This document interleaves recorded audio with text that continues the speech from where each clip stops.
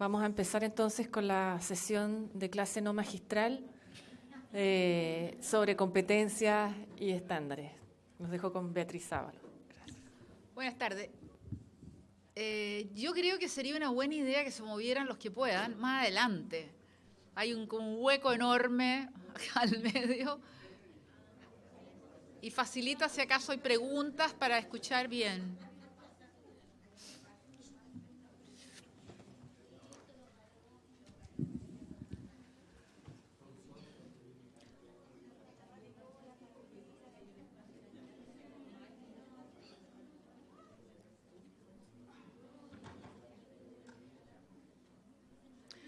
Bueno, voy a comenzar. Esto, no sé si es una clase, pero intento hacer una especie como de esfuerzo de sistematizar temas que tienen que ver con los conceptos de estándar, el concepto de competencia y el sentido que tiene usarlos y de qué forma usarlos bien en la formación docente o en cualquier tipo de proceso de enseñanza-aprendizaje. Lo que voy a tratar de hacer entonces es comenzar por poner dentro de qué marco general se ubican,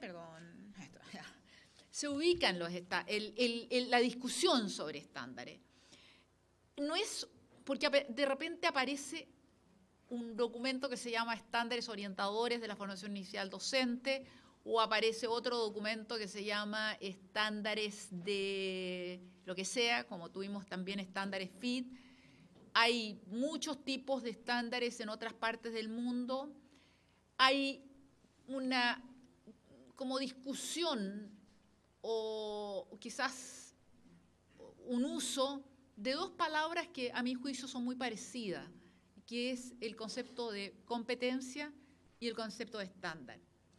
Ahora, de cualquier manera, esto que está como en teoría, porque estoy recién empezando a explicarle, yo estoy segura que ustedes ya saben bastante, requiere que se parta de algún tipo de concepción del aprendizaje, porque no están en el aire, no son un listado de resultados. Por ejemplo, podría aparecer un listado de resultados de los procesos de enseñanza-aprendizaje que no tienen nada que ver con cómo se entiende el proceso de enseñanza-aprendizaje. Y por lo tanto están ligados o deben estar ligados a una manera de entender el aprendizaje, a una manera de entender la enseñanza. Y en ese sentido requieren una gran visión también. Están dentro del concepto de un sistema que está dirigido a la enseñanza y el aprendizaje y que requiere no solamente la concepción de aprendizaje, sino que detrás de ella una visión de la educación, una visión de la enseñanza más amplia. Y por fin requiere estrategias. Los estándares no pueden estar sueltos, no son simplemente enunciados de algo, sino que suponen que van a ir ligados con formas de que esos estándares se puedan concretizar y formas de evaluación. Entonces, lo que yo voy a tratar de hacer es tomar cada uno de estos elementos que están en lo que he llamado ahí arriba las bases necesarias. Partamos por la visión de aprendizaje. Yo voy a dar una visión acá. Hay otras posibles visiones. La semana pasada estaba en Inglaterra, entré a la librería, encontré un libro sobre currículum. Yo no sé mucho currículum, así que compré el libro sobre currículum. Y lo que hacía era un texto, en verdad, un texto para estudiantes de formación docente, está básicamente pensado en eso. Pero el texto lo que hacía era comenzar, en un texto currículum, pero comenzar por las visiones de aprendizaje que existen. Desde las más tradicionales, que nosotros conocemos, la conductista y la visión cognitiva, a variaciones mucho más posmodernas o modernas que tenemos hoy día. Pero empezaba por eso, o sea, entendía que no hay currículum si no comenzamos por una concepción de aprendizaje. En este caso, yo voy a proponer una visión. Ustedes pueden tener otra, y eso no es pecado. Depende. Puede serlo si acaso no hay evidencia o no hay razón para tenerla. El aprendizaje, primero, como un proceso cognitivo profundo. Discutía con un colega, Roberto Araya, que es un ingeniero que ha dedicado 20 o 30 años casi al tema de educación matemática y que trabaja con la noción de lograr procesos de comprensión profunda en matemática a través de una serie de formas que él utiliza y que en cierta medida también parten desde su base de formación ingenieril. Él fue uno de los primeros que, por ejemplo, vio el aporte que hacía Howard Gardner con las inteligencias múltiples y trajo a Howard Gardner a Chile.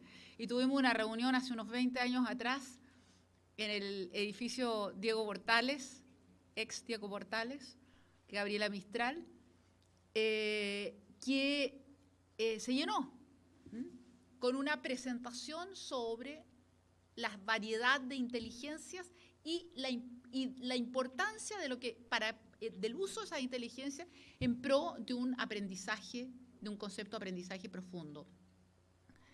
El grupo de Gardner se ha dedicado en los últimos años mucho más al tema de cómo se aprende en forma profunda, en forma que quede, que no sea simplemente el aprendizaje memorístico fácil o el aprendizaje simplista, sino que sea un aprendizaje que produzca cambios en la estructura cognitiva, cambios en la manera de procesar la información, cambios en la manera de ver la aplicación que puede tener el conocimiento. Pero también hoy día el aprendizaje hay quienes lo ven casi sinónimamente, casi igual a ser colaborativo. O sea, aprendizaje no resulta solo, no resulta del esfuerzo individual únicamente, sino que más bien intrínsecamente resulta del trabajo en colaboración. Y el otro concepto muy usado es el concepto de situado, o sea, en contextos concretos, con el reconocimiento de los contextos concretos y los medios para aprender varían. Aquí, ese otro librito que compré, de Lave y Wegner, también el concepto de conocimiento compartido, en colaboración. De Vygotsky y de los constructivistas recogemos el concepto de andamiaje o de soporte. Si bien el proceso de conocer, el proceso de aprender puede ser un proceso colaborativo o resultar en colaboración, también necesita de apoyos, necesita de la pregunta, de la objeción, del pedido de, por favor, dígame por qué está diciendo eso, de las razones. Y eso es una tarea, la vemos como la tarea del profesor en general, pero puede ser la tarea del colaborador en un contexto colaborativo. El andamiaje, los soportes. Las representaciones, otro gran tema. Las ideas previas, las ideas que se tienen sobre los contenidos que se están entregando, son procesadas de acuerdo a las representaciones que cada uno hace de aquello que se está entregando. Ustedes en este momento pueden estar, estoy seguro, cada uno pensando algo que tiene que ver o representando algo que tiene que ver con las palabras que yo estoy diciendo. Estas no son palabras nuevas, las conocen todos ustedes, pero cada uno la está entendiendo de maneras particulares y esas representaciones necesitan de alguna manera salir a flote, salir hacia afuera, digamos. El conocimiento, si tenemos que aprender a hacer algo, tenemos que poder tener imágenes, ejemplos de prácticas, acción práctica. Hacer el aprendizaje, y vamos a verlo mucho más ahora cuando veamos las definiciones estándares, requiere la demostración en algún tipo de acción de ese conocimiento. Esa acción puede ser una conversación, o esa acción puede ser la producción de algo, puede ser la escritura de algo, puede ser, como me contaba mi amigo, el que le hacía referencia recién Roberto Araya hoy en la tarde, una conversación, como él juega con distintos materiales para poder hacer que los niños entiendan algunos de los conceptos de física y saquen sus cálculos y trabajen sobre la base de jugar o de utilizar materiales diversos. Y por último, el otro elemento obviamente es la evaluación en un proceso de enseñanza-aprendizaje, la evaluación de lo que se logra o no se logra y los niveles por los cuales se logra. Ahora, yo aquí pongo algunos elementos que uno podría considerar como importantes al tratar de formular un marco conceptual de enseñanza-aprendizaje. Por un lado, mi postura, que yo creo que estamos aprendiendo, tenemos nueva información desde la neurociencia. Eso hace, a mi juicio, por ejemplo, que el conductismo hoy día no sea una opción. El conductismo en su forma clásica. No digo, hay diversas formas mucho más elaboradas, pero la forma clásica que simplemente no consideraba el rol que juega el cerebro, la mente, no es una opción porque tenemos demasiada evidencia que no se aprende así. Y esto, tanto el aporte de la neurociencia como todo lo que ha venido desde la revolución cognitiva de Piaget, Vygotsky, todos los más recientes, Jerome Bruner, etcétera, también están mostrando una manera distinta de enfocar el aprendizaje. Y por otro lado está la cultura social, aprendizaje situado, dije antes, en el marco, en el gran marco. El aprendizaje situado hace que tiene que estar relacionado con el mundo real en que están las personas que aprenden. Y eso significa tomar en cuenta culturas, lenguas, estado de desarrollo, lugar preciso donde se está realizando el proceso de enseñanza-aprendizaje, características de las personas, etc. Todo eso deberá afectar una buena enseñanza-aprendizaje, pero además la investigación que toma en cuenta todas estas cosas tiene que iluminar la buena enseñanza-aprendizaje. Cuando uno aprendió, yo aprendí muchos años, todos ustedes aprendieron, tuvieron cursos de cómo se hacen las clases, cómo se enseña. Aprendimos un modo, a lo mejor desarrollamos en la práctica un modo, pero esos modos pueden ser perfectibles, pueden cambiar. Y la única manera de saberlo es investigar. Sea investigo yo personal, individualmente, o formo parte de equipo de investigadores, o me nutro de la investigación escrita. Eso es central. Y siempre hemos creído que de alguna manera el profesor de aula no hace investigación, pero tenemos bastante experiencia de investigadores de aula que de alguna manera u otra, quizás no totalmente formalizados, pueden y realizan investigación. Sabemos los ejemplos de investigación-acción. Pero, por ejemplo, ahora va a venir a Chile la próxima semana, lo invitó el Departamento de Estudios Pedagógicos en la Universidad de Chile, invitó a Anne Lieberman, que es una profesora americana, que durante años ha trabajado en la modificación, en el aprendizaje, del aprendizaje y de las prácticas de los profesores de lengua, de lenguaje, utilizando escrituras. Y hace lo que llaman, o se hacen lo que se llama los veranos de escrituras, en que los profesores de lengua se reúnen y escriben experiencias, pero se revisan entre sí y van produciendo y mejorando. Y al final del día, ella hace poco, sacó con su colega un librito con las visiones de liderazgo que salieron de estos profesores y de los escritos de estos profesores, escritos por los profesores israelíes. Entonces, la producción, eso es investigación, pero es una investigación en colaboración, es un aprendizaje que resulta de la colaboración. Bueno, ahora voy a entrar al famoso tema creo que anunciaron este encuentro, competencias y estándares. Yo voy a decir que estos son conceptos muy parecidos y que la diferencia se da en que hay dos vertientes. La vertiente anglosajona, estándares es la palabra usada en Estados Unidos, en Australia, en Inglaterra, en Nueva Zelanda, principalmente, y la vertiente europea, que se cristaliza en el concepto de competencias que está en el proyecto Tuning de la Comunidad Europea, de la Unión Europea, que está recomendando que todos los currículums de los países miembros se organicen en torno a competencias. En ambas definiciones tenemos los mismos ingredientes. El ingrediente de conocimientos, el ingrediente de habilidad de poder traducir esos conocimientos en acciones prácticas y no siempre están, pero en alguna de las definiciones de Estados Unidos, por ejemplo, también las actitudes o las disposiciones que resultan de la formulación de conocimientos y habilidades.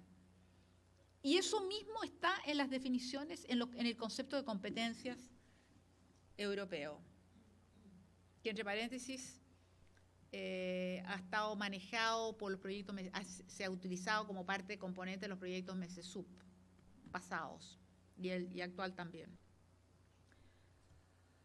Aquí le voy a dar algunas definiciones. Por ejemplo, una definición más larga de competencia de Perrenut, que es un educador, siempre se me olvida si es suizo, creo. Pero en todo caso, las competencias, dice él, comprenden una pluralidad de recursos cognitivos, el elemento cognitivo que le decía antes, los conocimientos, información, teoría, métodos, técnicas, procedimientos, habilidades.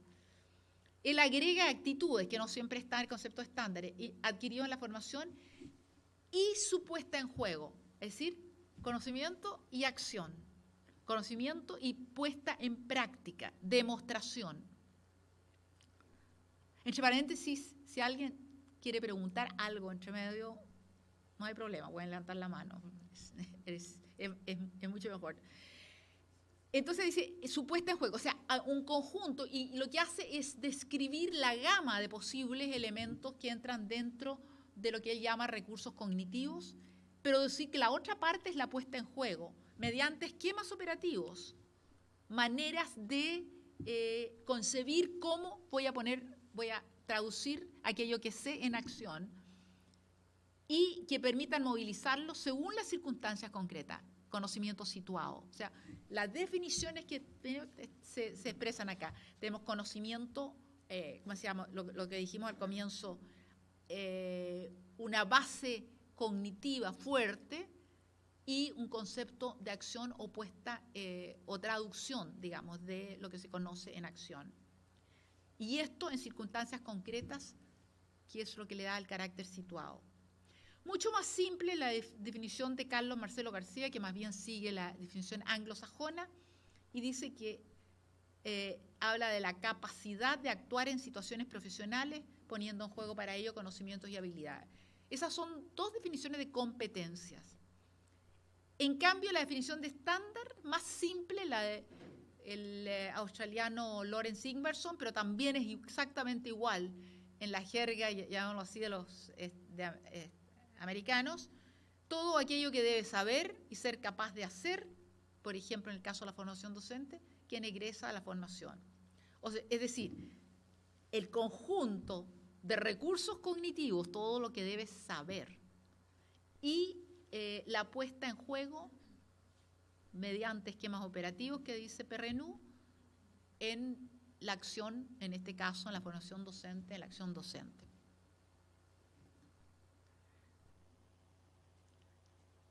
Otra manera de mirar esto es decir, bueno, ¿qué significa ser competente?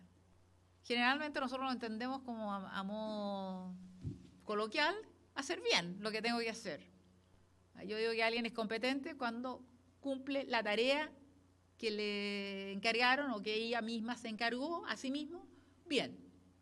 Y para eso necesita saber cómo hacerlo, o sea, necesita saber y necesita saber cómo hacerlo. No siempre son cosas separadas, ¿eh? El conocimiento y la puesta en acción, porque en el conocer y el poner en acción hay una interacción constante. El niño chico que aprende tanteando, como decimos nosotros, le resultó, adquiere un conocimiento que enseguida va ampliando a medida que se presentan las situaciones que le permiten ampliar ese conocimiento. Es decir, no es que sean dos, primero uno y el otro, van interrelacionándose entre sí.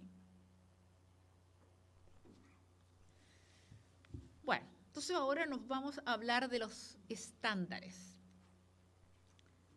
El estándar, esto es una forma de definir lo que se entiende por estándar, pero hay otras.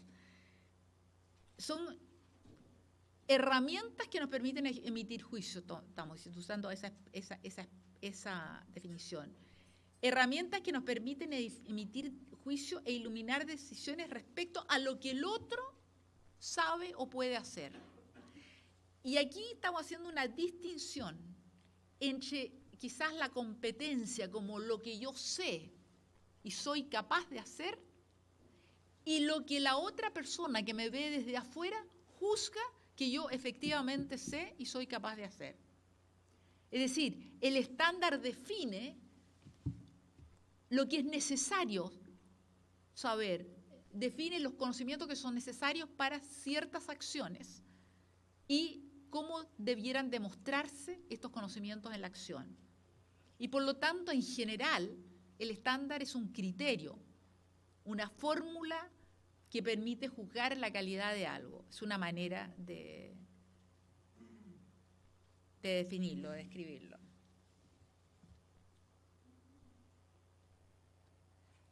Entonces, ¿en qué se distingue la competencia del estándar? Ahora sí que voy a hacer la distinción y la voy a usar en formas distintas. Dijimos al principio que eran iguales, en términos conceptuales, iguales. Pero en la realidad, si somos un poco más rigurosos, son distintos. Porque la competencia, de alguna manera, define lo que debe saber o necesita saber y poder hacer, por ejemplo, un docente. Y el estándar define a qué nivel y de qué modo debe demostrar ese conocimiento. Y esto es importante porque nosotros estamos usando estas palabras de cualquier manera. Tenemos, y lo hicimos con los estándares de formación inicial, y lo mismo ahora en los estándares orientadores de la formación docente, se usa la palabra estándar. Pero adentro de esos documentos hay definiciones que corresponden al concepto competencia, y hay también indicadores que más o menos señalan cómo debiera demostrarse ese conocimiento y esas habilidades. Así que no son conceptos. Yo prefiero pensar que en algunos aspectos son intercambiables, pero en otros no son exactamente intercambiables. Son intercambiables en el sentido de aquello que expresan.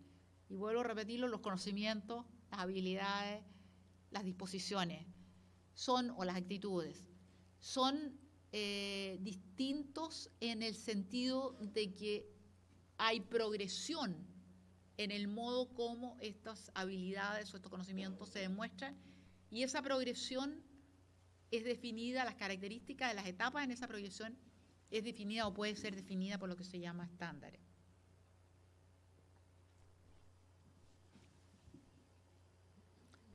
¿Qué es lo que tienen en común? Ya esto de alguna manera lo hemos dicho. Por ejemplo, en estándares que referido a los docentes, lo que se valora como buena enseñanza.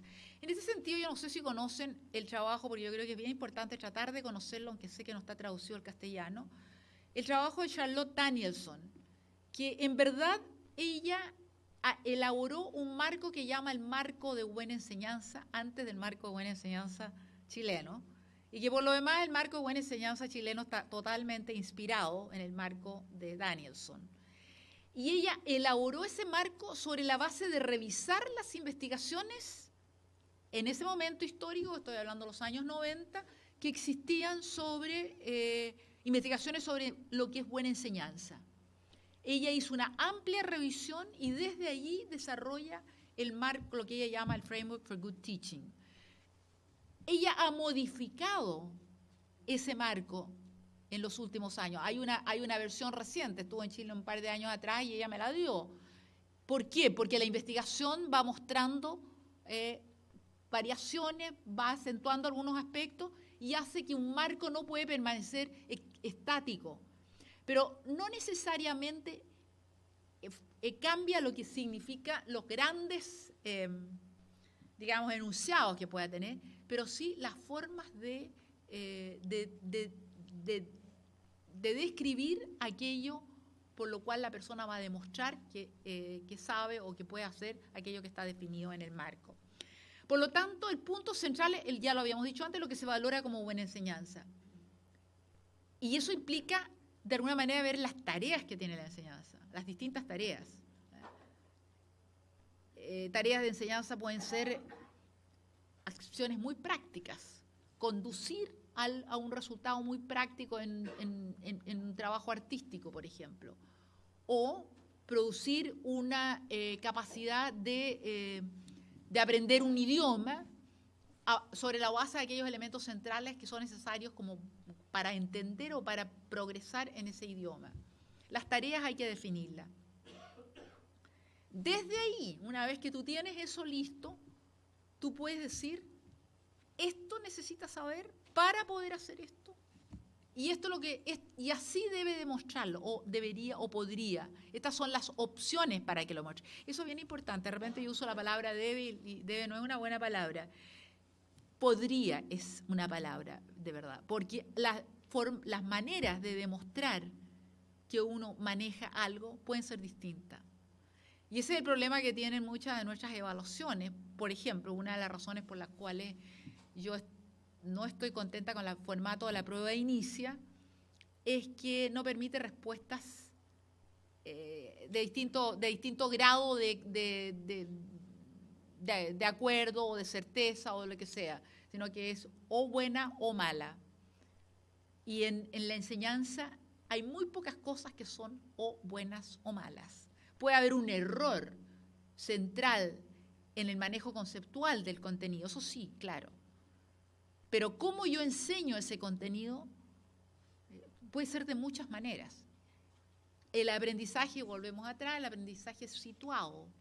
Por lo tanto, la situación, el contexto, va a marcar la forma como yo voy a poder demostrar, poner en acción aquel conocimiento que yo tengo que enseñar a otros, dar a otros. Entonces, respecto a lo anterior, dice, acá estoy tratando de encontrar algo, pero no. Ahí, eso. Respecto a lo anterior, lo que debe saber, o sea, respecto a las tareas y a lo que se valora como buena enseñanza, tenemos que poder definir, y eso se llama definir un estándar o describir un estándar. Y respecto a esto, tenemos que poder decir, por ejemplo, en el caso docente, aquello en que debe mejorar a lo largo de su vida. Y eso ya está indicando que ningún estándar es una cosa estática, que yo puedo estar en este momento, en este lugar, y mi colega está acá y hay otro que está acá.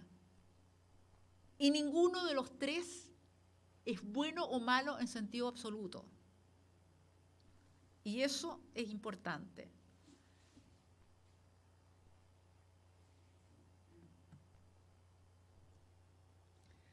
Bueno, eso es un poco como la teoría. Ahora, el proceso de formular estándares. Aquí tenemos enorme variedad. Les voy a mostrar algunos ejemplos de variedades. Pero en general se pueden formular como un enunciado, un principio y un listado de modos de demostrarlo, competencia específica. Eso por un lado. Por otro lado, pueden ser genéricos. Los estándares de formación inicial que se hicieron en la época del FID fueron genéricos. El marco de buena enseñanza no es un sistema de estándares propiamente tal. Es un marco de competencias, de descripciones de lo que se espera que un profesor pueda. Está así organizado en 3 niveles, creo que son. Y eso ya está indicando que pueden demostrarse de manera distinta en distintos momentos de la carrera docente, en este caso. Bueno, por un lado, entonces, estándares genéricos, o pueden ser estándares específicos que están organizados según dominios del conocimiento.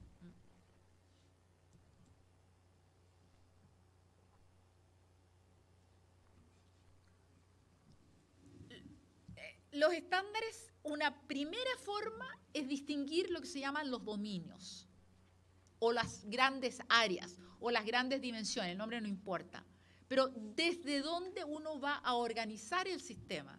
No es un listado así desorganizado, sin ninguna columna vertebral.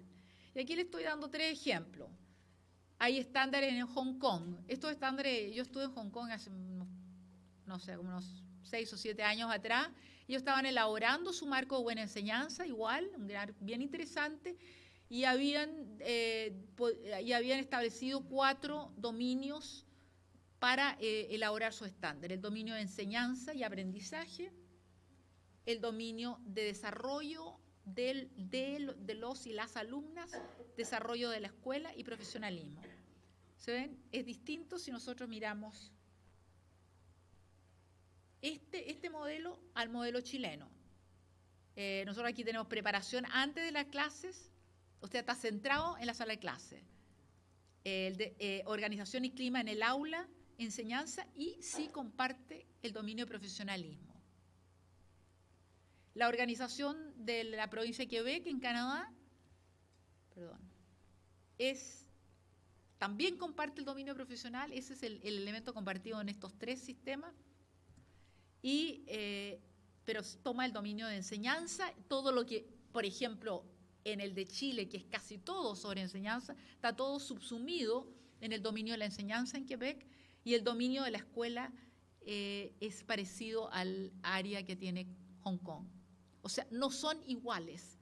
Cada país en el modo puede concebir en formas distintas su marco, su sistema de estándares genéricos. Ahora, debajo de cada uno de estos dominios van a ir las distintas formulaciones.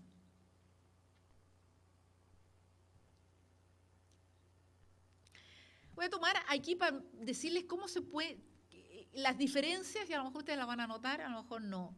Pero aquí tenemos, primero, simplemente la organización de estándares que hay para los estándares orientadores de la formación inicial docente de nivel básico. No están en el mismo tipo de áreas, sino que están por áreas, por los ejes temáticos o por las grandes, como podríamos decirles, subdivisiones disciplinarias dentro de la disciplina, en primer caso de lenguaje y comunicación, en el segundo caso de ciencias naturales. Pero hay una diferencia, no sé si la notan, entre uno y otro.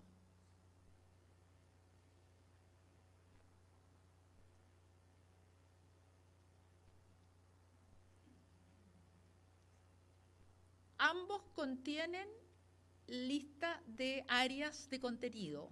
En el caso del lenguaje y comunicación se concibe que los principales elementos acá son la lectura, la escritura, la comunicación y la gramática. Gramática es el elemento discutible que algunos sistemas considerarían no debiera estar.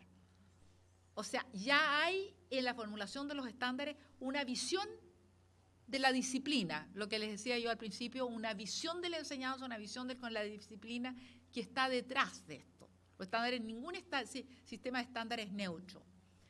En el caso de las ciencias naturales, lo distinto, no sé si se fijaron, es que incluye habilidades de pensamiento científico.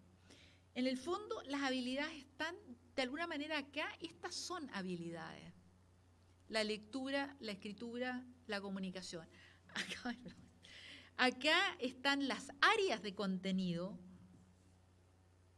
y las habilidades están puestas como un componente adicional. Son 2 maneras, son 2 concepciones de organizar los estándares que son distintas. No son terriblemente distintas, pero muestran ya algo que hay que examinar. En general, en la formación de estándares, una vez que uno ha decidido los dominios, las grandes áreas, una vez que uno ha decidido la visión de enseñanza que se tiene, una vez que uno ha examinado los contenidos de lo que sea que se va a incluir, hay un modo de hacerlo. Y en general el modo sigue este orden.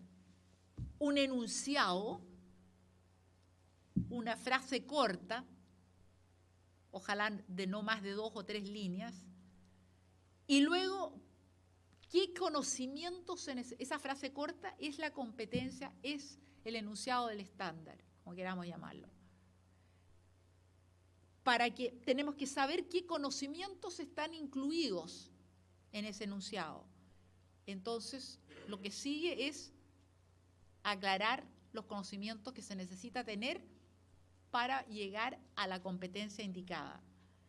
Podemos poner disposiciones, no todos los sistemas lo tienen, actitudes y desempeños, cómo se demuestra la competencia, en qué tipo de acciones, de qué forma. En general, un buen sistema de estándares debiera tener esa estructura. Y vamos a ver por qué es importante eso.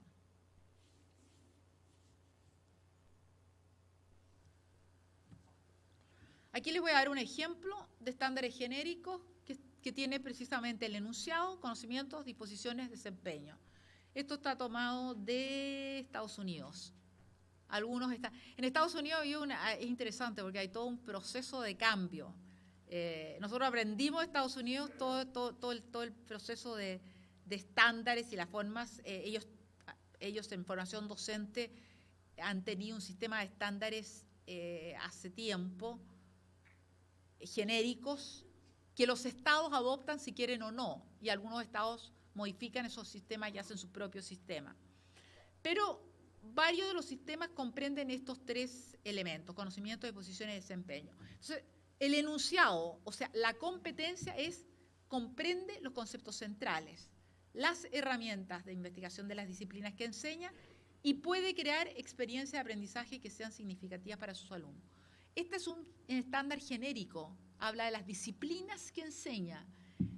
Es decir, cualquier persona, sea lo que sea, si cumple el estándar debiera tener características que permitieran decir que sí comprende los conceptos centrales, que sí comprende las herramientas, las herramientas de investigación que se usan en la disciplina que enseña, o las conoce, y crear experiencias de aprendizaje. Entonces, tiene bajo conocimiento, conceptos, presupuestos, debates, modos de conocer. Esto es bien importante, ¿se fijan? No es un listado de conocimiento, está hablando de que un área de conocimiento puede tener el concepto central, pero puede en torno a ese concepto haber debates, como por ejemplo en la historia, o en la filosofía, en la lingüística. O sea, no hay posturas necesariamente correctas o incorrectas. En las ciencias también hay que tener cuidado yo no soy científica de origen, pero he ido aprendiendo de a poco, que en la ciencia y en las matemáticas hay también posturas, que no necesariamente hay una verdad absoluta y todo lo demás es falso. Y por lo tanto, los presupuestos, los debates, si no, no habría progreso en la disciplina, si no pudiéramos cuestionar eso. Las disposiciones es precisamente eso, tener la actitud de que el conocimiento no es estático, es el enunciado que hay acá, digamos, la descripción que hay acá. Y el desempeño, volvemos a esa visión de conocimiento que pusimos al comienzo, usa con efectividad múltiples representaciones. Nosotros hicimos un estudio aquí en Chile, el estudio internacional, participamos en el estudio internacional del TEDS, de formación docente inicial en matemática, nivel básico. Y le preguntamos a los alumnos que participaron, los futuros profesores que participaron, hasta qué punto en la formación que recibían se usaban múltiples representaciones y explicaciones de los conceptos disciplinarios. Y nos dijeron que no mucho. O sea, este es algo que tiene que ver con el modo como se enseña. Y la representación significa primero saber que entiende las ideas previas de los que están ahí sentados, ustedes en este caso, que no estamos haciendo mucho de eso, y las formas como de distintas maneras yo puedo representar el concepto que quiero enseñar. Entonces, este es un ejemplo de formulación de estándares. Otro ejemplo este es un estándar específico de ciencias sociales. El enunciado es igual, o sea, digamos, tiene un enunciado. los profesores, las profesoras de estudios sociales deben poseer conocimiento, capacidades y disposiciones. Conocimiento, capacidades y disposiciones. En el enunciado están los tres elementos que mostramos antes. Para organizar y realizar su enseñanza de forma apropiada para el estudio de cultura y diversidad cultural, según el nivel que corresponda. O sea, aquí el enunciado pone prácticamente los tres elementos que están separados en la otra formulación. Y agrega indicadores, modos como se puede evaluar a los futuros profesores que demuestran este estándar. Y para eso esos indicadores están mirados desde la enseñanza de ese futuro profesor a los alumnos con los que le toca practicar. Entonces el indicador va a mirar si ese futuro profesor apoya a los alumnos para que entiendan y expliquen de forma integral las funciones, interacciones del lenguaje, etcétera, etcétera, o si orienta. ¿Se fija? Es otra manera igualmente posible de organizar los estándares, que es, por un lado, tener en el enunciado el estándar en lo que se refiere a conocimientos, disposiciones y capacidades prácticas, y en los indicadores ir buscando cómo se demuestra ese estándar.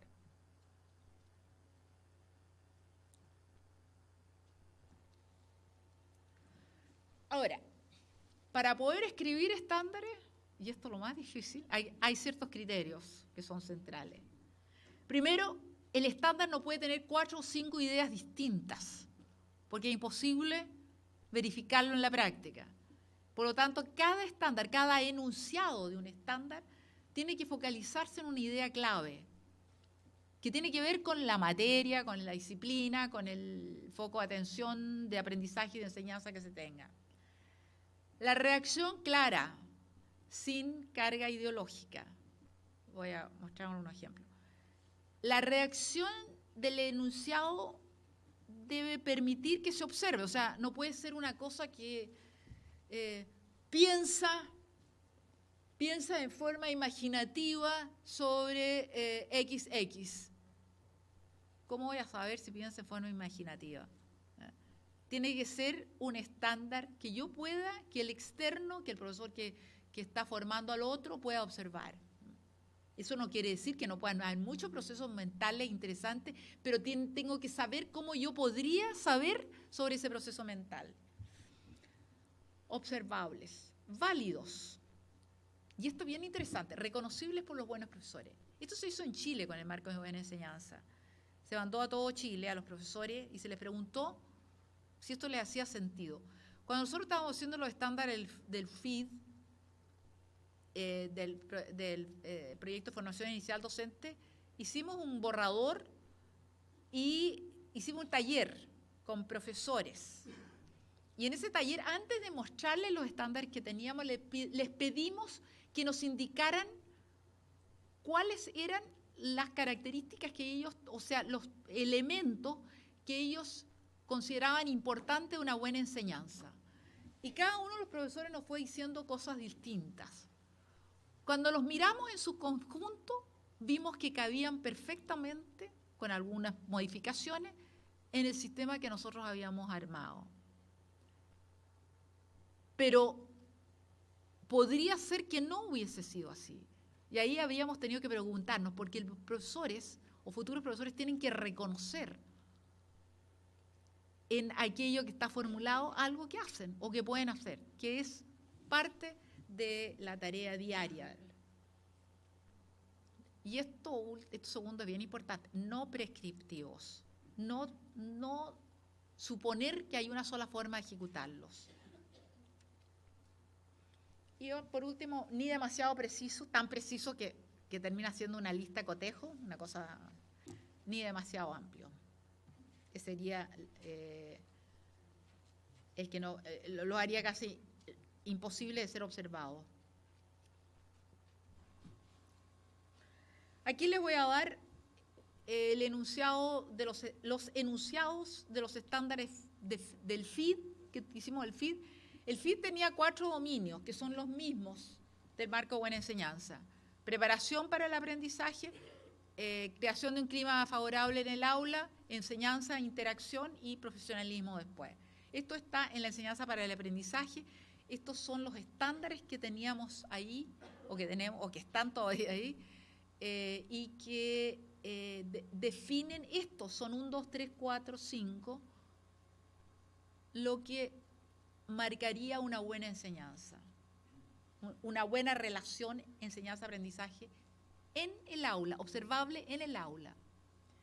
Procura que las metas y los procedimientos involucrados en el aprendizaje sean claros. Eso es fácil de observar. Entró a la clase, explicó de qué se trataba la clase, los alumnos se ven, que entienden.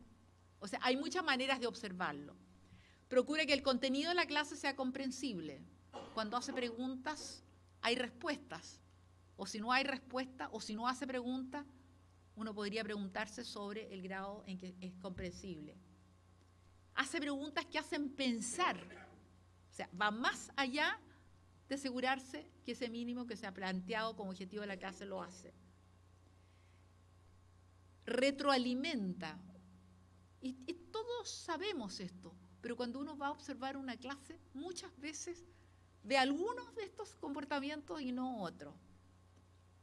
Y finalmente el uso del tiempo. ¿Qué características tiene? 2 líneas para cada estándar. Conceptos claros, no se mezclan. El primero es meta, en el segundo es contenido, en el tercero es hacer pensar, en el cuarto es retroalimentación, en el quinto es contextos, tiempo, situación, si usted quiere.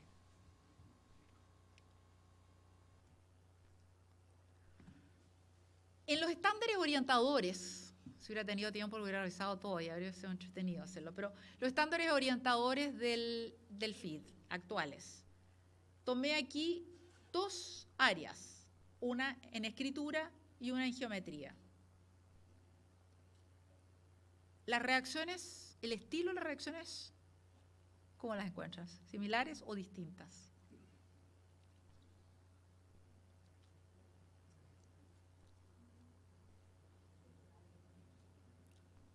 ¿Similares? Hay diferencias sutiles, ¿eh?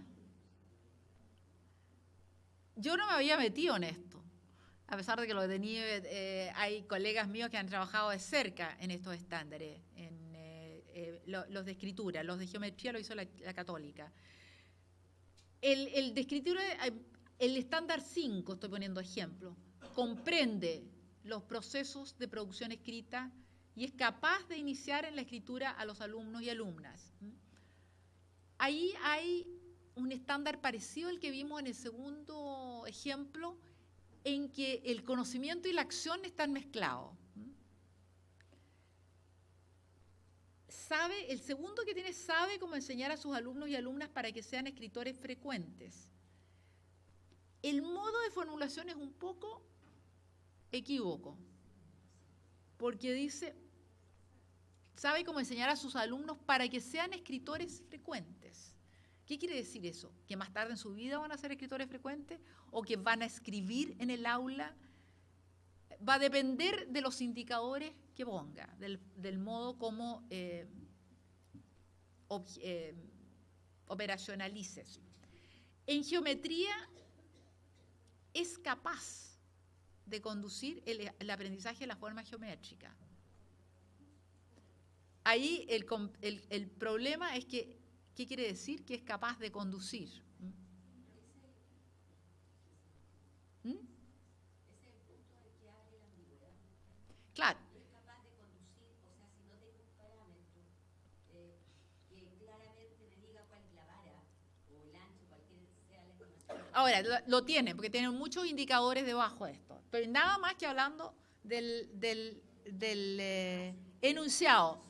Pero el enunciado, y esto es un tema complejo. Este trabajo se hizo, se demoraron, discutieron mucho, llegaron a un formulado, llegó al CPIP, el CPIP les cambió, trató de homogeneizarlo, cambió. O sea, ha tenido muchas manos y quizás por eso resultan estas diferencias que en algunos casos pueden no ser claras y no facilitar el hacerlos operacionales. Y por lo tanto, en el caso del 11 hay que mirar qué quiere decir la competencia disciplinaria en el eje de geometría. Es re amplio eso.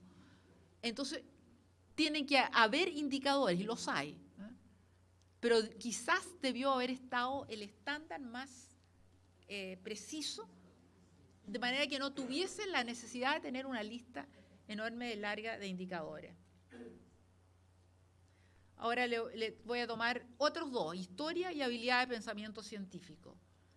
Historia, los dos es comprende. Los conceptos de la historia y está preparado para enseñarlo. Es tan amplio como el anterior que vimos de geometría, creo que era. Demuestra competencia, es capaz de, claro, demuestra. Tan amplio como esa. Comprende los conceptos de la historia y está preparado para enseñarlo. Requieren los indicadores. En habilidades de pensamiento científico demuestra habilidades, está preparado para, siguen siendo relativamente amplios y hay que mirar necesariamente los indicadores, si no, no se sabe cómo enseñarlo. Aquí yo tengo ejemplos de los estándares y de los indicadores que tienen. Eran largos, así que no podía ponerlo, pero que quería que lo vieran. El estándar comprende los procesos de producción escrita y es capaz de iniciar en la escritura de los alumnos y alumnas, que vimos antes. Ese tiene 20 indicadores.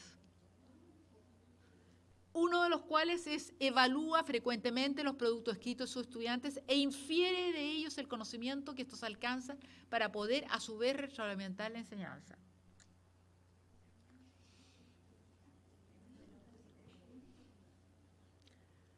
Está preparado para desarrollar habilidades científicas, 13 indicadores.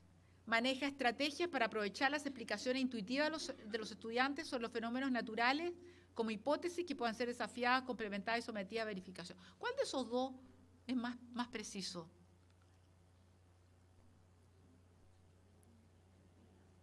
¿Cuál? El de arriba. No, yo diría que el de abajo.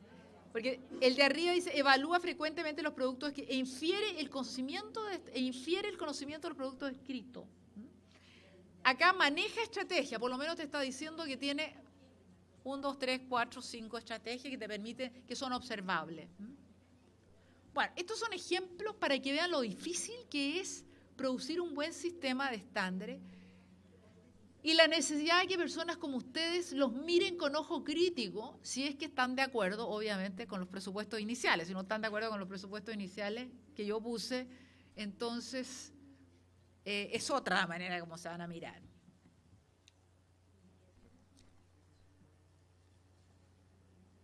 En los estándares de formación inicial, que entre paréntesis nosotros no los inventamos totalmente, sino que más bien nos inspiramos en un modelo existente, también, y que es el de la prueba praxis en Estados Unidos. Aquí van a ver, teníamos pocos indicadores, muy pocos. Preparación de la enseñanza. Dice, el nuevo profesor formula metas de aprendizaje claras, apropiadas para todos los alumnos y coherentes con el currículo nacional. Está bien claro. Las metas, formula metas para su clase. Esas metas yo las voy a examinar cuando le mire su preparación de clase y voy a ver si, le voy a preguntar si cree que son apropiadas para todos los alumnos y por qué. Y voy a saber, o le voy a preguntar si cree que se adecúan al currículo nacional. Entonces, los indicadores, uno de los indicadores tiene 3, pero uno de los aquí es que formula metas que son coherentes con el currículum. Ese es un indicador, es obvio de la forma como está. Y el otro, enseñanza para el aprendizaje, procura que el contenido sea comprensible. Eso es re amplio, procura que el contenido sea comprensible. Por lo tanto, tengo que tener 2 o 3 indicadores que me especifiquen que ese conocimiento. Usa estrategias que contribuyen a activar los conocimientos previos. O sea, hace preguntas, hace algún trabajito en que se demuestre que saben antes de comenzar la enseñanza del tema que tienen. Usa actividades que involucran cognitivamente a los alumnos, otra forma. O sea, hace un trabajo grupal, los hace pensar, les da un trabajo, etc. Bueno, entonces los estándares, ¿cómo se pueden usar en la formación inicial? una vez que tú tienes estándares, que hay estándares, me sirven para revisar y formular el currículum. O sea, la tarea que debiera tener cada uno de los profesores que están formando otros profesores frente a los estándares orientadores que existen hoy día es ver si esos estándares calzan o no calzan con el currículum existente. Si las y para eso hay que meterse a fondo en los estándares. Ver si las demandas que hay en esos estándares están cubiertas, son posibles de lograr con el currículum existente. Y la otra manera, digamos, eso por un lado, la formulación del currículum, y desde allí la evaluación, del desempeño. El estándar sirve para evaluar el desempeño. Y desde esa evaluación, retroalimentar la calidad de la formación inicial, retroalimentar la calidad del currículum. O sea, lo que hay que hacer con los resultados más o menos trágicos de Inicia es revisar el currículum, uno, y decir en qué nos fue mal o qué hicimos mal en cada una de las carreras, o a lo mejor no hicimos nada mal y creemos que la prueba de Inicia no refleja realmente, pero hay que analizarlo, hay que verlo, hay que mirarlo.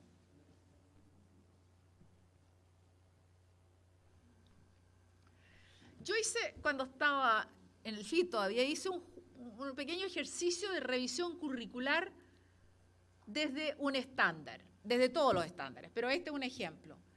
El estándar dice, formular, ya lo vimos, formular metas claras y apropiadas para todos los alumnos y coherentes con el marco curricular.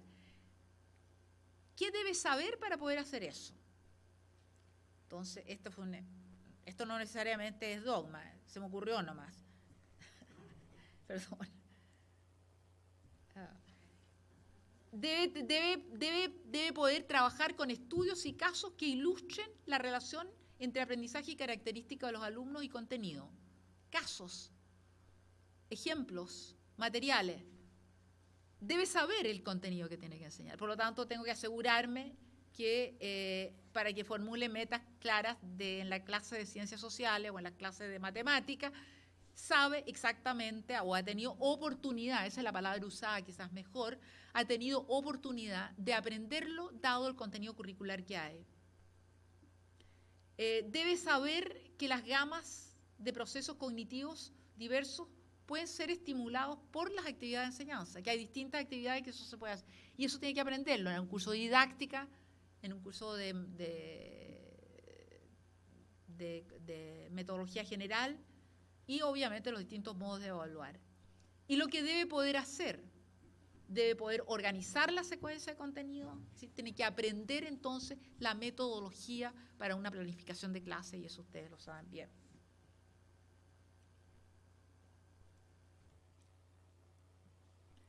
Ahora,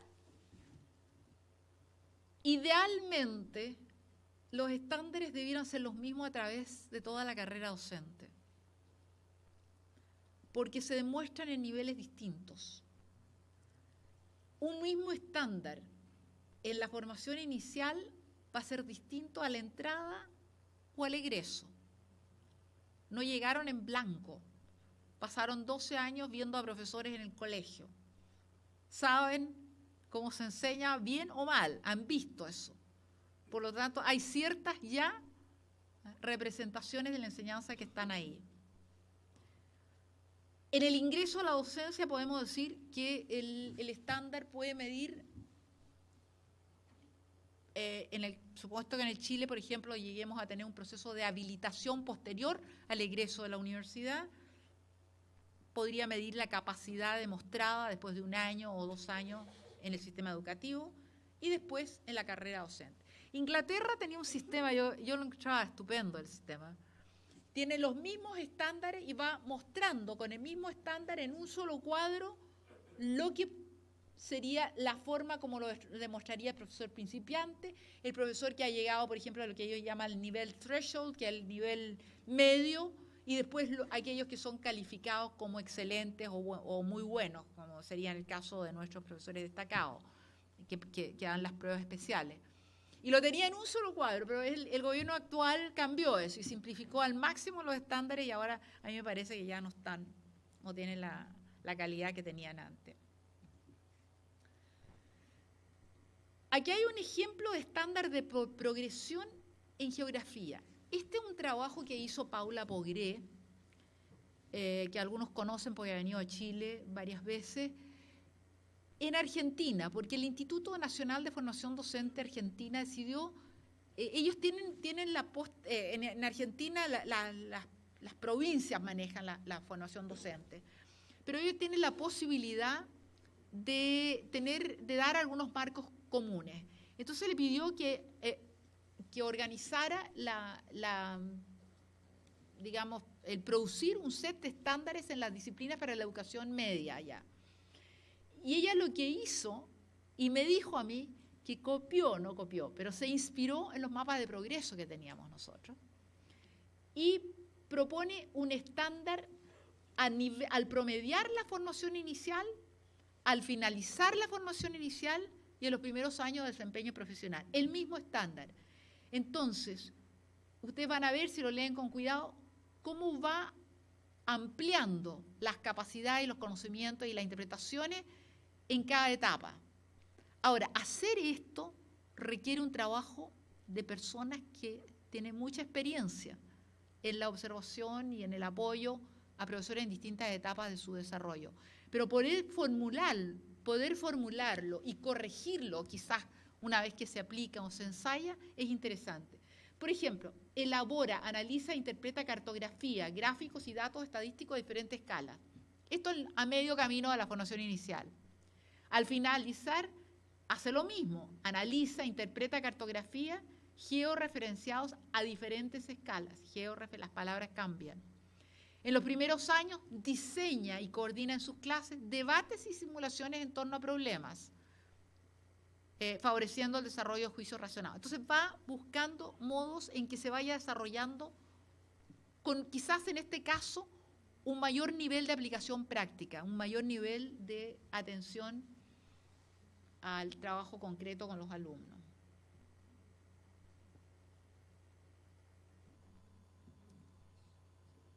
Bueno, la evaluación usando estándares también tiene un proceso y podemos estar de acuerdo o no, pero esta es una forma. En primer lugar, hay que frente al estándar decidir qué evidencia necesito para saber si la persona está o no está, o en qué grado está cerca o más lejos del estándar. O sea, ¿de qué manera voy a poder saberlo? Puede ser por una actividad demostrada en una clase frente a alumnos, puede ser en una prueba, perfectamente posible, puede ser una actividad reflexiva, dependiendo de la naturaleza del estándar, esa es la evidencia que voy a necesitar. Tengo que establecer una escala de medición, una escala, que no es del 1 al 7.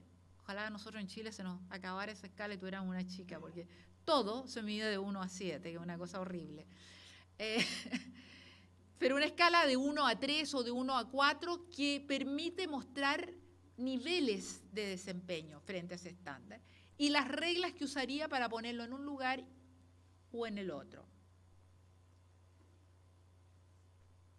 Si esto es por ejemplo, una evaluación de la prueba de inicio, voy a tener que preparar a los evaluadores para que apliquen correctamente la puntuación. Yo creo que así se evaluó la prueba inicia, con algún tipo de reglas de puntuación que nosotros no las conocemos y que es difícil que nos las den, pero en todo caso, que es la forma como se puede evaluar. Preparar, sobre todo los evaluadores, para que tengan los mismos criterios cuando apliquen. Y decidir a qué nivel se aceptará que el desempeño corresponde o no al estándar. Si al nivel 1, al nivel 2, al nivel 3.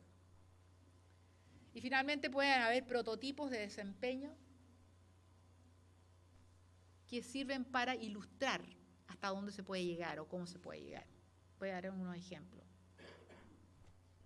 Bueno, en evidencias. Una evidencia de toda la capacidad práctica es la observación de la clase. El registro de lo que ocurre en la clase del futuro profesor. Otra evidencia muy usada. Le voy a decir que en Estados Unidos ahora acaban de establecer, homogeneizar el sistema de evaluación de los futuros profesores mediante una sola forma, que es el portafolio. Pero un portafolio muy, muy acuciosamente bien llevado. Y que esto no le ha gustado nada a las instituciones formadoras porque los va a revisar una institución externa, la Pearson. Pero bueno, como sea. Entrevistas pre y post observación de clase, que no ocurren. Yo estoy haciendo un estudio de seguimiento de futuros profesores que egresan de la formación inicial y entran a trabajar, pero los estudié en el egreso antes y después de la práctica. La mayoría de los profesores tienen entrevistas más o menos con el profesor tutor del colegio. El profesor universitario no revisa antes y después de sus clases sus preparaciones, ni tiene entrevistas ni discute, y eso es generalizado. Yo tengo una explicación, y es que no hay suficientes personas, pero es algo que hay que examinar. Y obviamente también los ensayos y pruebas escritas son una forma tradicional, pero una forma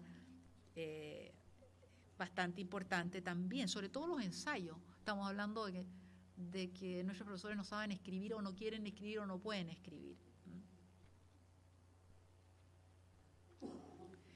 Esto es lo que se llaman las reglas de puntuación a nivel 1, 2 o 3, en que una manera de poder ubicar frente, por ejemplo, a un desempeño concreto, a un objeto de desempeño, en qué nivel está la persona respecto al estándar.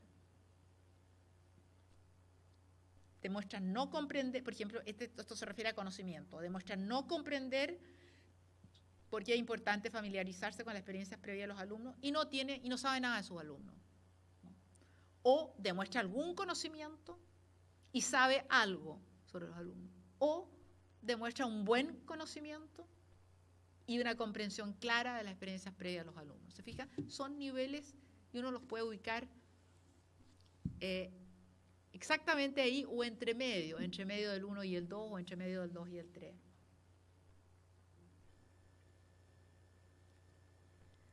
Esta es la forma de benchmark o de descripción que hicieron en Hong Kong en 3 niveles: básico, competente y avanzado para la formación inicial. Y está ahí en negrita donde va cambiando: conocimiento básico, conocimiento adecuado, conocimiento y seguridad, extenso conocimiento, alto nivel de conocimiento. Ahora, para juzgar eso yo tengo que tener buena rúbrica y tengo que tener evidencia pertinente. Conocimiento básico puede ser una prueba, puede ser, pero puede ser también una clase en que está explicando un conocimiento complejo en matemática. Y yo lo estoy observando, estoy tomando nota.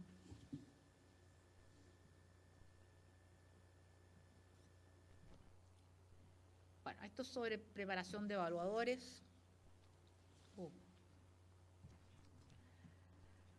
Yo voy a terminar esto, porque ya creo que ya en la parte, para decir que no todo el mundo cree que los estándares son buenos, ¿verdad? Y que hay críticas. Y algunas de estas críticas, ya estoy diciendo lo que se ha dicho en forma responsable, en trabajo de investigadores, etc. Una de las críticas es que si se simplifica el proceso se corre el peligro de la uniformidad y de la reducción de la calidad. O sea, estamos diciendo que deben ser precisos y cortos, pero ojo, hay que tener cuidado de que no sean reduccionistas y que se conviertan en las antiguas listas de cotejo, en que uno chequeaba hacia un...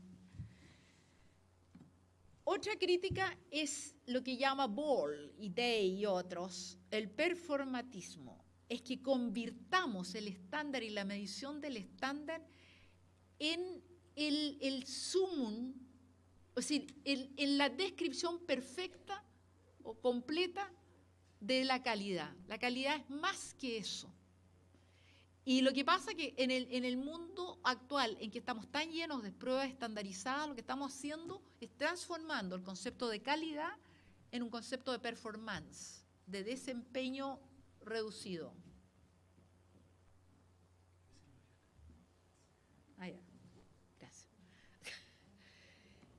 Otra es, que dice, este es un artículo de hace tiempo, es tomarlo porque parece que es bueno tomarlo. Y a lo mejor habrían otras alternativas. Otras alternativas que cumplan más o menos en forma parecida a esta, lo que queremos. Y eso son críticas, a mi juicio, válidas, que pueden ser que yo tome el sistema, que haya visto otras alternativas, y que me parezca a lo mejor que tengo que modificarlo, que tengo que hacerlo de una manera un poco distinta, como sea. Y finalmente, un buen sistema de estándares, según Gilbert Valverde, que es tiene un artículo bastante bueno que está publicado, está en la página de Preal, para los que quieran encontrarlo. Él dice que no, la enseñanza, la formación docente en este caso no es igual a los estándares en papel. O sea, es más que eso.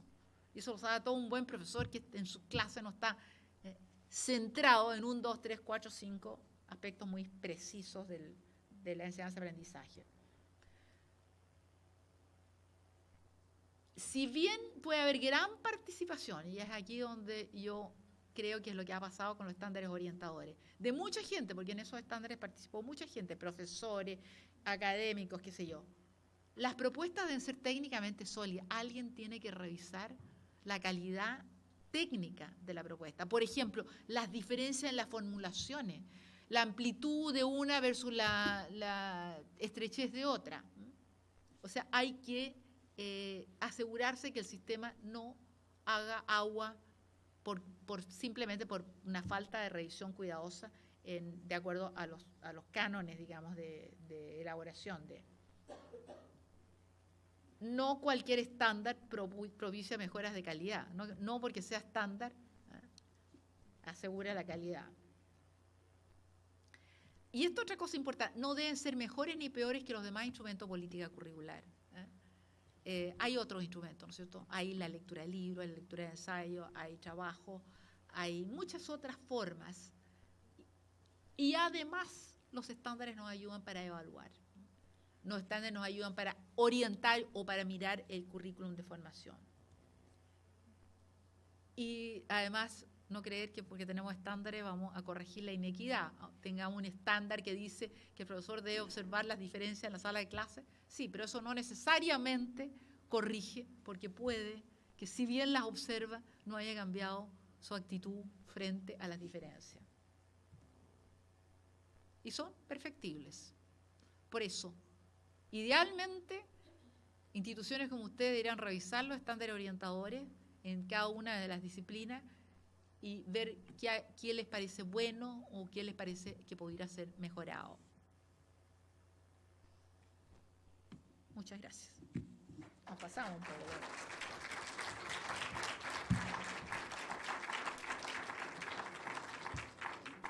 No sé si hay preguntas o algo.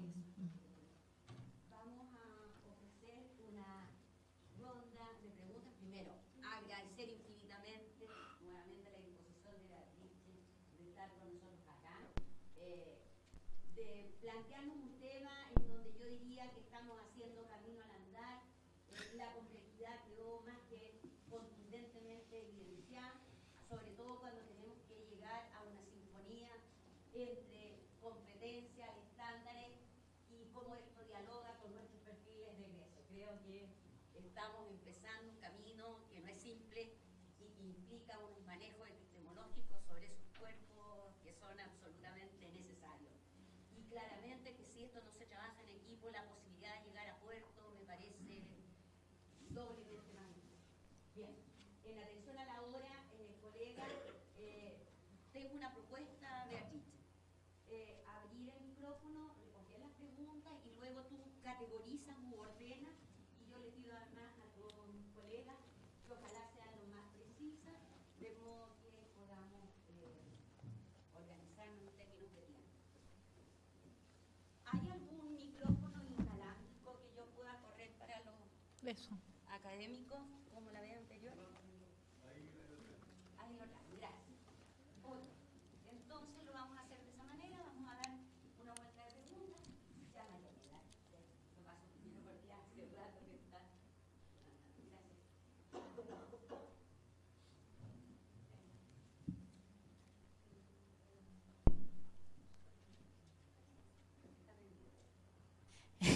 Bueno, la verdad es que quedan muchas cosas por preguntar, ¿ah? Es un tema que si uno lo piensa es como fascinante, pero a la vez terrible. O sea, yo cada vez siento que esta cosa, en la medida en que más lo explicamos, más difícil nos resulta operativizarlo, es decir, trabajar el tema. Porque una cosa es plantearlo en la teoría. Ahora, yo tengo la experiencia, aparte de tener muchos años aquí en la formación de profesores de artes visuales, también trabajo en colegio, incluso tuve el privilegio, digo yo, de ser evaluada en un colegio con la evaluación docente, o sea, hice mi portafolio, presenté todas las cosas, me grabaron la clase y todo eso, me fue muy bien. La verdad es que también, a propósito de eso, porque eso fue el 2008, después seguí trabajando como asesorando a algunos profesores en este tema del ser evaluados en base a estos estándares de desempeño. Y tengo una gran duda, porque la verdad es que como uno va trabajando en el tiempo y viendo el portafolio tiene ligeras variaciones de un año a otro, mejora, pero hay ligeras variaciones de un año, me refiero de una vez a otra. Estos estándares uno empieza como a aprender el sistema de cómo contestar bien y no necesariamente refleja lo que sucede en el aula. En el aula se hace una clase, incluso cuando se graba una clase, se hace una clase para la grabación, que no necesariamente es la clase habitual. De hecho, no tiene ni el mismo tiempo ni nada, y también tiene ciertos estándares con los que uno se va habituando. Y al final, no sé si realmente mide calidad en términos reales, porque es una fantasía. Para mí, el portafolio se ha transformado, en esta evaluación docente, en una fantasía. Es fácil comprender los estándares, pero y por lo tanto decir que los aplico y darme vuelta en el tema, pero no sé si es real. Gracias. ¿Alguna otra pregunta?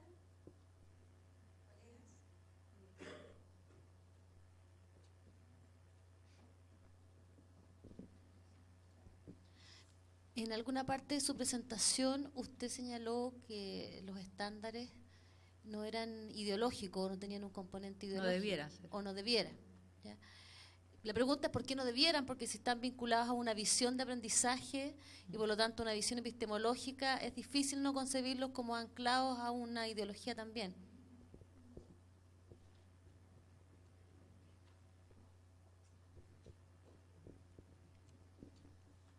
¿Alguna otra pregunta? No. Entonces, A ver, primero la pregunta más amplia sobre de qué sirven en el fondo, eso es lo que yo creo que está diciendo los estándares. Que la gente se acostumbra de alguna manera. No sé si se puede acostumbrar, porque a menos que, claro, se puede acostumbrar al modo como se hace un portafolio.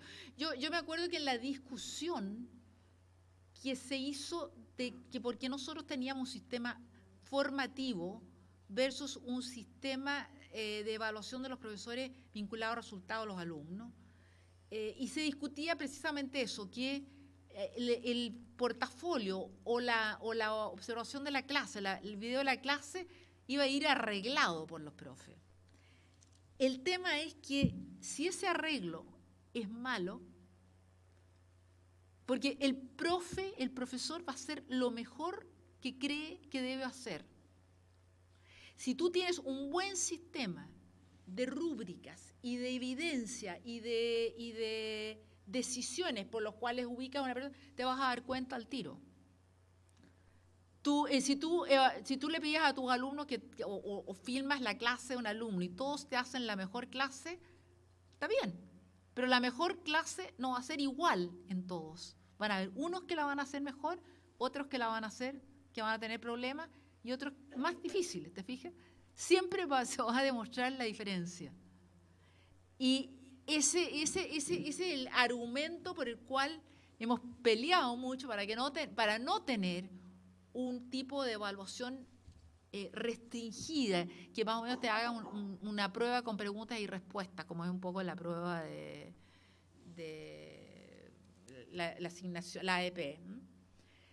El tema es hacer un buen sistema. Es complicado hacer un buen sistema, pero para eso necesitan reunirse aquellos responsables del área para la cual se quiere hacer, discutir y buscar la forma. Respecto a lo ideológico, el tema no, a ver, quizás la palabra es mal usada, pero palabras como que insinúen una dirección, como que digan que esta es la buena y esta otra no es buena. No es una visión teórica sobre el aprendizaje, lo dije al comienzo, debe haber una visión, tienen que estar inspirados en una visión teórica, digamos, una visión, no sé si teórica es la palabra, pero en un marco, en una comprensión del proceso de enseñanza-aprendizaje, y eso a veces significa tomar posiciones, pero claro, pero esas posiciones las toma, por ejemplo, una universidad como usted, o un departamento, o una área disciplinaria, se sientan y toman, y es lógico tomar posiciones, pero no es, y por eso volví a poner el estándar no mide, digamos, no es el estándar único, el referente a calidad no está solo en el estándar. El concepto de calidad es más allá y más grande que el estándar. Hay más cosas que no son medibles en el estándar. Lo que tú estás midiendo, para lo que estás usando el estándar es para poder asegurarte que alguna de las cosas que consideras importantes en el desempeño de los profesores está o no está, o está en una medida o en la otra. Pero no debe ser ideológico en el sentido de conducir en una dirección absoluta y descuidar otras posibles direcciones. Así que ese es el sentido de la palabra. ¿Alguien? No sé si...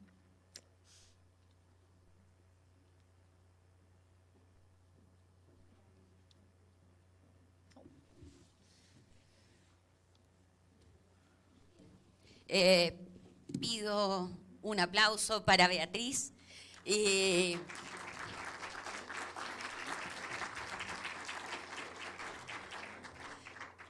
verdad creo que quedamos seducidos y también absolutamente desafiados en este tema que se nos abre en este segundo módulo del diplomado.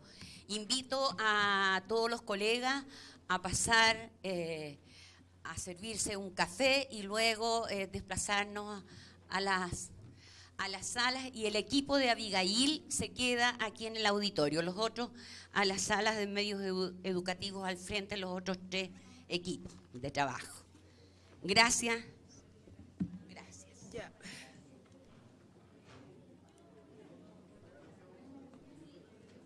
Se pasó la hora, pero...